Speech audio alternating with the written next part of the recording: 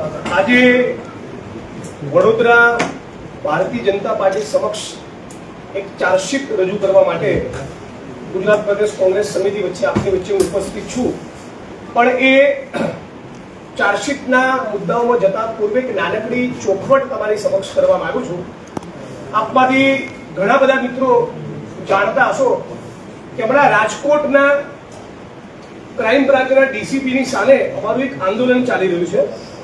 એમણે ત્યારે સ્થાનિક પત્રકારની સાથે જે બર્બરતાપૂર્વક કથિત વ્યવહાર કર્યો એને લઈને જે પીડિત પત્રકાર છે સુરેશભાઈ વડેચા, એમની ઉપર કોઈ મેડિકલ ઇન્જરી નથી થઈ એવો રિપોર્ટ બહાર આવ્યાની ખોટી માહિતી એ મીડિયામાં હમણાં ફેલાવવામાં આવી છે.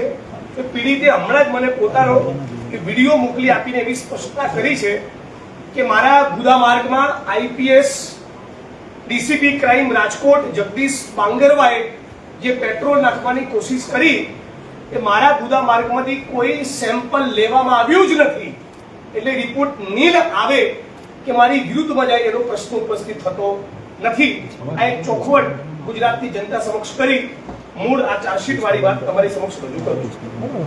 મિત્રો, હું અમદાવાદનો રહેવાસી અને આમ આંખ બંધ કરું અને વડોદરા આવું વિચારું તો બહુ વર્ષોથી જે પ્રમાણેની વડોદરાની ઉજળી શાખ અગાઉના વર્ષોમાં રહેલી છે, સયાજીરાવ ગાયકવાડનું વડોદરા અને ગાયકવાડ સરકારથી લઈને 1994-95 સુધી જ્યાં સુધી વડોદરા મ્યુનિસિપલ કોર્પોરેશનમાં કોંગ્રેસ પાર્ટીનું શાસન હતું, અહીંયાથી કોંગ્રેસ પક્ષના ધારાસભ્યો, સંસદ સભ્યો, કોર્પોરેટરો ચૂંટાતા એ સમયગાળા દરમિયાન એક છબી હતી વડોદરાની કે ઔદ્યોગિક નગરી, સાંસ્કૃતિક નગરી, કલા નગરી અને સંસ્કારી નગરી વડોદરા. આ છાપને બત્તો લગાડવાનું કામ સંસ્કારી નગરી, ઔદ્યોગિક નગરી, કલા નગરી વડોદરા એ સંસ્કારી અને કલા નગરી મટીને જાણે મગર નગરી, ભુવા નગરી અને મચ્છર નગરી બની ગઈ હોય એ પ્રમાણે ભારતીય જનતા પાર્ટીએ એ વડોદરાને બદનામ કરી નાખ્યું છે. હવે તો લોકો રમૂજમાં સોશિયલ મીડિયામાં મીમ બનાવીને એવું કહેતા થયા છે આ વડોદરાની ખાડોદરા છે. આ વડોદરાને ખાડામાં લઈ જવાનું કામ એ ભારતીય જનતા પાર્ટીની સરકાર અને આટલા વર્ષોથી જે લોકો વડોદરા મ્યુનિસિપલ કોર્પોરેશનમાં રહ્યા એ લોકોના પાપે થયું છે. વડોદરા ઘણી બધી બાબતમાં ફર્સ્ટ પહેલા ક્રમે છે. સયાજીરાવ ગાયકવાડના સમયથી ડામરનો રોડ બનાવવામાં વડોદરા પહેલું, ગ્રેવિટીથી પીવાનું પાણી પૂરું પાડવામાં વડોદરા પહેલું, પહેલેથી ડ્રેનેજ લાઈન એટલે કે ડ્રેનેજ લાઈન સૌથી પહેલી ભારતના જે શહેરમાં આવી એમાં વડોદરા પહેલો, પાઇપ ગેસનો પ્રોજેક્ટ 1974માં ઇન્દિરાજીની સરકાર વખતે એ પણ વડોદરામાં, એમાં પણ વડોદરા શહેર પહેલું, મિકેનિકલ કમ્પોસ્ટ પ્લાન્ટ એમાં પણ સોલિડ વેસ્ટ મેનેજમેન્ટ માટે એમાં પણ વડોદરા શહેર પહેલું. અને એક સમય હતો જ્યારે 4-5 લાખની એમાંથી આવક થતી, અત્યારે 100 કરોડના ખર્ચ બાદ પણ એમાં મેળ પડતો નથી. અને શહેરમાં પણ રાધણ ગેસની પાઇપલાઇન જન સુધી પહોંચાડવામાં પણ વડોદરા શહેર પહેલું હતું. આ વડોદરા અત્યારે ગાયબ જોવા મળે છે. ભારતીય જનતા પાર્ટી અને વડોદરા મ્યુનિસિપલ કોર્પોરેશન તંત્ર અને બિલ્ડર લોબી અને કોન્ટ્રાક્ટરોના એકબીજાના મેળાપીપણામાં, એકબીજાના ભ્રષ્ટાચારના એમના સંયુક્ત પાપના કારણે આજે વડોદરા અત્યંત કંગાળ સ્થિતિમાં આવી રહ્યું છે. ભ્રષ્ટાચાર એની ચરમ સીમા ઉપર પહોંચ્યો છે. એટલો પ્રચંડ ભ્રષ્ટાચાર કે એક પણ સીઝન હવે એવી જતી નથી કે જ્યારે વડોદરા શહેર ડૂબે નહીં. અત્યાર સુધીમાં આંકડો જોઈએ તો લગભગ 11 વખત આ વડોદરા શહેર પાણીમાં ડૂબ્યું છે. વડોદરા શહેર જળબંબાકાર ટોટલ 11 વખત થયું.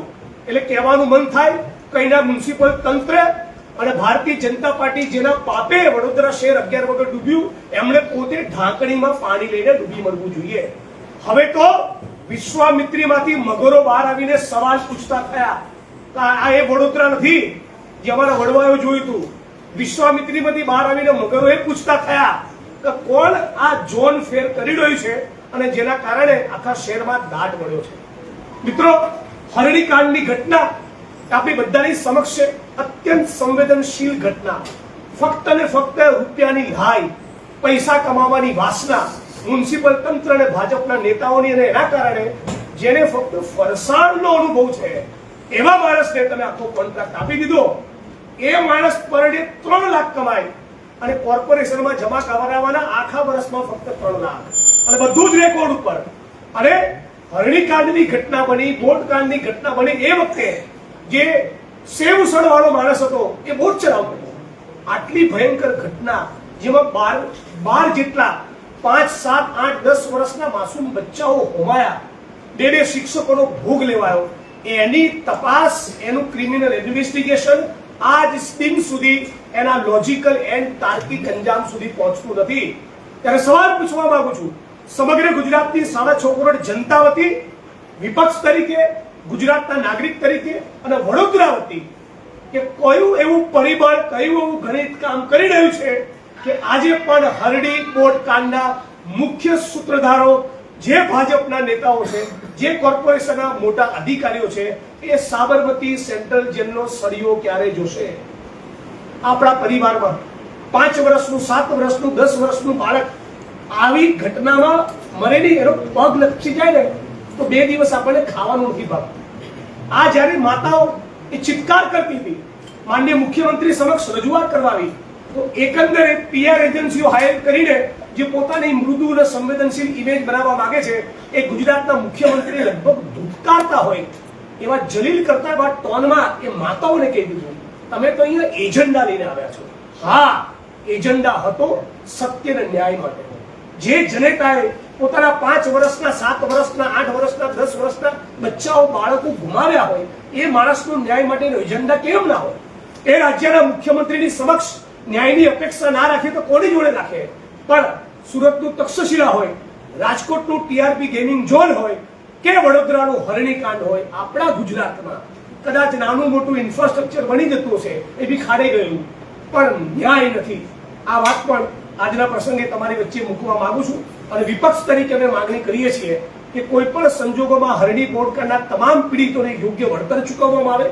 ફરી કોઈ દિવસ આવી ઘટના ન બને એ સુનિશ્ચિત કરવા માટે તપાસ તેના તાર્કિક અંજામ સુધી લઈ ગઈને અફસરો અને નેતાઓના જે પણ માણસો કસૂરવાર છે એ દરેકે દરને જેલના સળિયા પાછળ મોકલવા જોઈએ.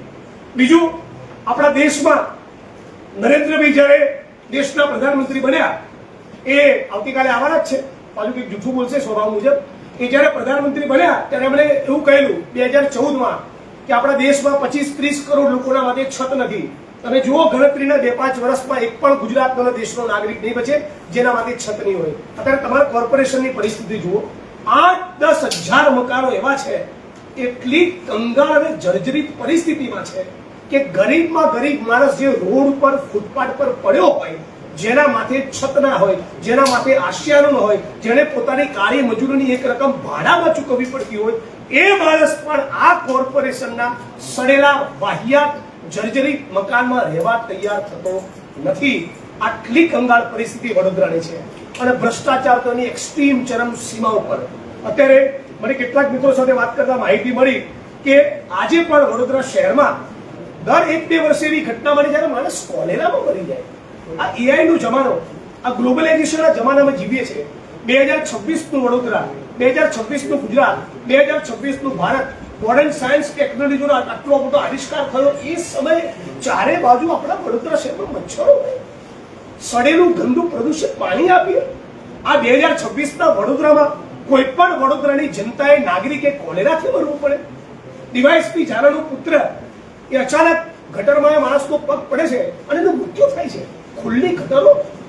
ગુજરાતનો, વડોદરાનો એક નાગરિક 2026ના આપણા ગુજરાતમાં, દેશમાં અને વડોદરામાં ગટરમાં ઉતરીને મરી જાય. આવા વડોદરાની કલ્પના તો વડોદરાની જનતાએ કોઈ દિવસ નહીં કરી. એટલે આ તમામ મીડિયાના મિત્રોના માધ્યમથી કહેવા માંગુ છું કે આપ પણ એક પ્રકારના વિપક્ષ છો અને તાલુકા, જિલ્લા પંચાયતોની, નગરપાલિકા અને મહાનગરપાલિકાની ચૂંટણીનું તાણું છે, એનો પ્રસંગ છે, ત્યારે આ વાત, આ વડોદરાની વેદના આપના માધ્યમથી જન સુધી પહોંચે એવી આશા અપેક્ષા રાખું છું. વિશ્વામિત્રીમાં આવતું પૂર એ દરેકે દરેક વડોદરાવાસીની વ્યક્તિગત કન્સર્ન છે. એટલી ભયંકર પરિસ્થિતિ છે. 1-2-3 ઇંચ વરસાદ પડે તો વડોદરાવાસીઓ ફફડી ઉઠે. અમદાવાદથી વરસાદની સિઝનમાં કોઈને ફોન કર્યો હોય તો એમ કે છે કે હમણાં ના આવતા તમારી ગાડી ચોક થઈ જશે, ફસાઈ જશો રસ્તામાં. આવું વડોદરા? અને છેલ્લા 5 વર્ષની તમે ટોટલ વડોદરાના બજેટની ગ્રાન્ટનો સરવાળો કરો 25 થી 30,000 કરોડ, અને આટલી રકમમાં તો નવું વડોદરા ઊભું થઈ જાય, આખું વડોદરા નીટ એન્ડ ક્લીન થઈ જાય, જીવનમાં કોઈ દિવસ કોલેરા ન થાય, એક મચ્છર બચે નહીં.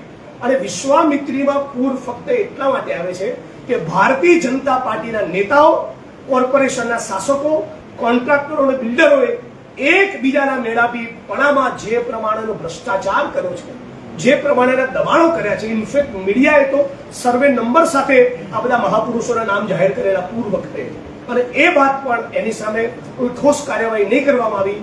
આ ક્ષણથી બરાબર 101 દિવસના સમયે ફરી વડોદરામાં વરસાદ પડે ત્યારે હું નથી ઈચ્છતો કે વડોદરાવાસીએ ફરી રોડ ઉપર રખડતા મગર જોવા પડે, વડોદરાવાસીઓ કોલેરા અને મચ્છરનો ઉપદ્રવ જોવા પડે. અને એના માટે વડોદરાની જનતાને પણ અપીલ કરવા આવ્યો છું કે અમારી આ ચાર્જશીટ તો તમે વાંચો જ, પણ વડોદરા મ્યુનિસિપલ કોર્પોરેશનમાં કોંગ્રેસનો જ્વલંત વિજય થાય એ માટે અમારો સાથ સહકાર આપો. એટલી વાત આ પ્રેસ કોન્ફરન્સના માધ્યમથી કરવા માંગુ છું. અહીંના મેમ્બર ઓફ પાર્લામેન્ટ સન્માનીય રાહુલજી માટે ઘણી કોમેન્ટ્સ કરતા હોય છે, એમની કોમેન્ટ્સ પર કોમેન્ટ ન કરતા એટલું જ કહું છું કે તમે ગાયકવાડજીનું નામ વડોદરા એરપોર્ટ સાથે જોડાય એટલું તો કરો. એકાદી ઇન્ટરનેશનલ ફ્લાઇટ રેગ્યુલર શરૂ થાય એટલું કરીને બતાવો તો લાગે કે તમારું મેમ્બર ઓફ પાર્લામેન્ટ બન્યું એ વડોદરા માટે લેખેલા છે. Thank you. આપના કોઈ સવાલ હોય મિત્રોમાંથી કોઈ બીજી વસ્તુ તમે ઉમેરવા માંગતા હોય ઉદ્ભવીભાઈ? સવાલ કોઈ મિત્રોનો સવાલ? જિગ્નેશભાઈ, તમે હરણી બોટકાંડનો મુદ્દો છે, ચૂંટણી દરમિયાન ફેરણી કરીને કે વડોદરામાં પ્રચાર પ્રસાર માટે આવશો કે પછી આજે પૂરું? હરણી બોટકાંડના પીડિતો એ ચૂંટણીનો મુદ્દો નથી, એ માનવતાનો મુદ્દો છે. અને આ પત્રકાર હોવાને નાતે તમે ફૂલ્લી અપડેટેડ જ હશો કે જ્યારે રાજકોટની ઘટના બની ટીઆરપી ગેમિંગ ઝોન, ત્યારે તક્ષશિલાના પીડિતો, હરણીના પીડિતો, મોરબીના પીડિતો અને હરણી બોટકાંડના પીડિતો સાથે રાજકોટથી, ઇનફેક્ટ મોરબીથી વાયા રાજકોટ ગાંધીનગર સુધીની અમે લોકો એક લાંબી પદયાત્રા કરી હતી. અને ત્યારે પણ એ જ માંગણી હતી, આજે પણ એ જ માંગણી છે. આના જે પણ કસૂરવારો છે એ બધાને રાજ્યની સરકાર જેલના સળિયા પાછળ મોકલે. એટલે ચૂંટણી કે ચૂંટણી સિવાય મીડિયાના મિત્રો બતાવે કે ના બતાવે, અમે હરણીના પીડિતો માટે બોલીશું. ચૂંટણી પહેલા કેમ આ પ્રેસ કોન્ફરન્સ? દરેક ચૂંટણી પૂર્વે, ચૂંટણી દરમિયાન, ચૂંટણી બાદ પણ પ્રેસ કોન્ફરન્સ કરવું એ ગુજરાતના નાગરિકો, આરટીઆઈ એક્ટિવિસ્ટો, એનજીઓસ અને રાજકીય પક્ષોનું કામ હોય છે. અને એ હિસાબે ચૂંટણી પૂર્વે, ચૂંટણી દરમિયાન, ચૂંટણી બાદ પણ પ્રેસ કોન્ફરન્સ કરી વડોદરા અને ગુજરાતના પ્રાણ પ્રશ્નો ઉજાગર કરતા રહીશું. કાર્યકર્તાઓની ફોજ વડોદરામાં મોટી કરવાની જરૂર લાગે છે તમને? આવી જરૂરિયાત દરેક રાજકીય પક્ષને દરેક પ્રદેશમાં હોય છે.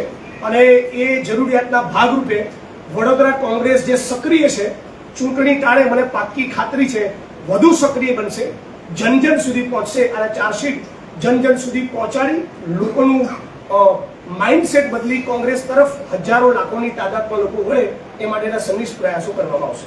વડોદરામાં કેવા ઉમેદવારો ચૂંટણી લડશે કોંગ્રેસમાંથી? એટલે આર્થિક કોંગ્રેસની વિચારધારા સાથે તાલ મિલાવે એવા ઉમેદવારો વડોદરામાં ચૂંટણી લડશે. કેટલી સીટો જીતવાની વડોદરામાં અપેક્ષા છે? મેક્સિમમ સીટો જીતવાની, અને જેથી અમારું કોર્પોરેશન અમારા હાથમાં આવે અને વડોદરાની જનતાનો વિકાસ કરી શકીએ, એમના પાયાના સવાલોનું સમાધાન કરી શકીએ, એટલી સીટો જીતવાની અપેક્ષા રાખું છું. અત્યારે જે જીતેલા છે એમને ફરી તક મળશે કે એમાં પણ ફેરફાર થશે?